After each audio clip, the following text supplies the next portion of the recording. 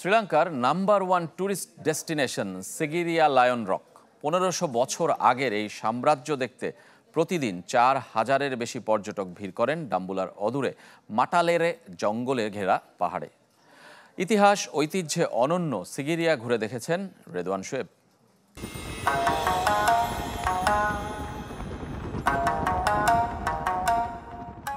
দর্শক, বিশ্বজোড়া পর্যটকদের এক দারুণ আকর্ষণের জায়গা হচ্ছে শ্রীলঙ্কা।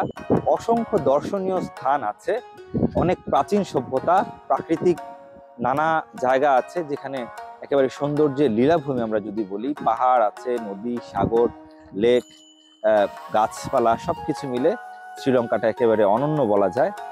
তবে এর মাঝেও ব্যতিক্রম, এতক্ষণ যেটা দেখছিলেন, যে পাহাড়টি দেখছিলেন, এই সিগিরিয়া, এর অন্যতম কারণ হচ্ছে শ্রীলঙ্কার সবচেয়ে বেশি ফটোগ্রাফিক স্থান, অর্থাৎ সবচেয়ে বেশি ছবি তোলা হয় এই স্থানটিকে কেন্দ্র করে সিগিরিয়া বলা হয়। এখানে এর একটা দারুণ ইতিহাস রয়েছে।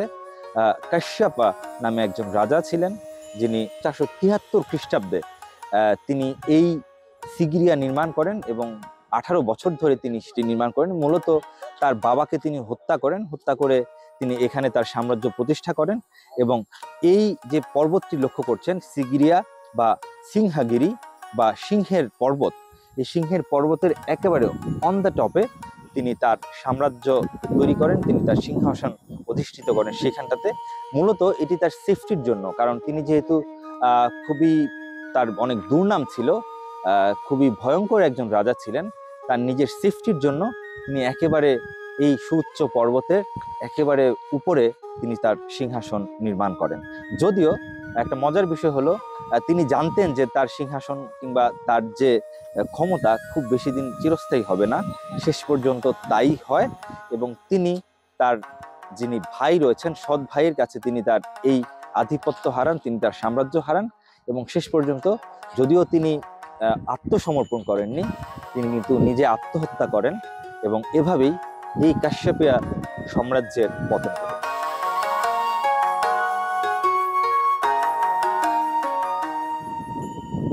দর্শক, এই মুহূর্তে দাঁড়িয়ে আছি ওয়াটার গার্ডেনের সামনে। ওয়াটার গার্ডেন যেখানে রাজা কাশ্যপিয়ার 500 জন বা মতান্তরে তারও অধিক স্ত্রী, তারা এইখানটাতে কিন্তু গোসল করতেন। এটাকে রাজার প্রাইভেট সুইমিং পুল বললেও ভুল হবে না। কালের বিবর্তনে যদিও এটা অনেকটাই রং হারিয়েছে, একটা সময় তার স্ত্রীদের পদচারণায় কিংবা মুখরিত থাকতো এই পুকুরটি।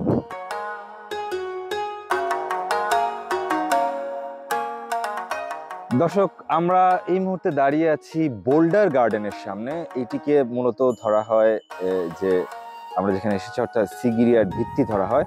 আপনারা যেটি দেখছিলেন যে স্তরে স্তরে সাজানো গর্তগুলো, এগুলো মূলত সিমেট্রি বা কবরস্থান। এই বোল্ডার গার্ডেনের আরেক পাশে আছে আরেকটা মঞ্চের মতো আছে, এমফি থিয়েটার বলা হয় যেটাকে। সেই মঞ্চে কাশ্যপা আসতেন এবং যারা এখানকার জনসাধারণ ছিল তাদের মাঝে তিনি বক্তব্য রাখতেন। এটা অনেকটাই দেখতে ময়নামতির বৌদ্ধ বিহারের মতো। দর্শক, প্রচন্ড বাতাসে আমরা এই মুহূর্তে উঠছি এবং এই জায়গাটা 200 মিটার উচ্চতা, তবে পাড়ি দিতে হয় 1.4 মাইল, অনেকটা ঘুরিয়ে পেঁচিয়ে যেহেতু এখানে উঠতে হয়। এবং পাশাপাশি এই এত কষ্ট করে এখানে ওঠার জন্য প্রতি বছর 1.5 মিলিয়ন অর্থাৎ 15 লক্ষ মানুষ এখানে উঠেন। এবং যারা সার্কভুক্ত দেশের বাইরে রয়েছেন তাদের জন্য এখানে উঠতে গুনতে হয় $30 মতো। তবে আমরা যারা সার্কভুক্ত দেশেই আছি, দেশের মধ্যেই পড়ি, তাদের জন্য এটার পরিমাণটা দাঁড়ায় $20 মতো, 6000 সামথিং টাকা, 6100 শ্রীলঙ্কান রুপির মতো আসে। এবং যারা স্থানীয় আছেন, স্থানীয়দের জন্য আবার সংখ্যাটা মাত্র 1000 শ্রীলঙ্কান রুপি। বুঝতেই পারছেন, তাদের জন্য, লোকালদের জন্য একটা দারুণ সুবিধা এখানে আসাটা।